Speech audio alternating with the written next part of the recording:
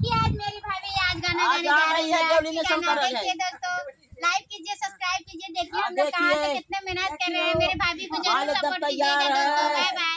मेरे गाना गाने जा रही हूँ, गीत गाने जा रही हूँ, देहाती गीत है। देखिए दोस्तों, आप लोग देखते रहिए। मेरी भाभी चमक चमक करके डांस करेंगी। देखिए भाभी आप गाना गाइए।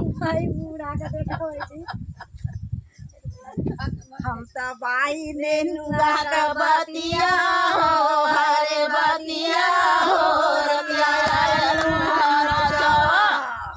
तबाई ने नुआ का बतिया हो, हरे बतिया हो, रतिया आयल मुहानो जावा।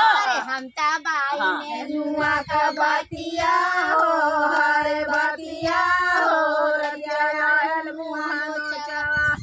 काबर भैया काबर लेके सासुओं के नो चले, ससुरियों के नो चले, सासुओं के नो चले, ससुरियों के नो चले, लेके गैली लोटावा का पानिया हो, हरे पानिया हो, रतिया आयल मुहानो जावा। लेके गैली लोटावा का पानिया हो, हरे पानिया हो, रतिया आयल मुहानो जावा।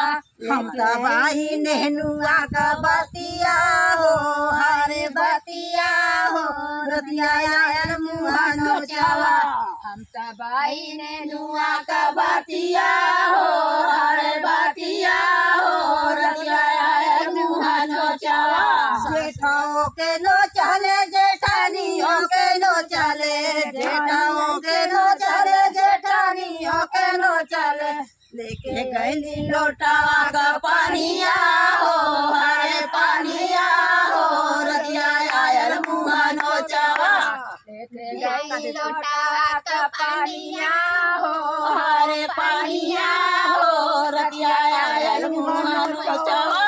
बिचवा में मारा भाका भाकावा हो, भाका भाकावा हो, रतिया आयल मुहानो जावा।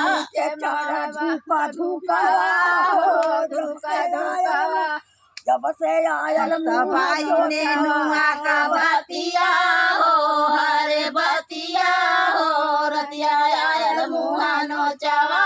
लेके हम तहाई ने नुआ का बतिया हो, हरे बतिया हो, रतिया आयल मुहानो जावा। देवारों के नो चले, देवरानियों के नो चले, देवारों के नो चले, देवरानियों के नो चले, लेके गैली लोटावा का पानिया हो, हरे पानिया हो, रतिया आयल मुहानो जावा। गैली लोटावा का पानिया हो, हरे पानिया हो, रतिया आयल मुहानो जावा। हम तबाई ने नुआ का बतिया हो, हरे बतिया हो, रतिया आयल मुहानो जावा। तहाई ने नुआ का बतिया हो, हरे बतिया हो, रतिया आयल मुहानो जावा। साइया के नो चले, सवातियों के नो चले।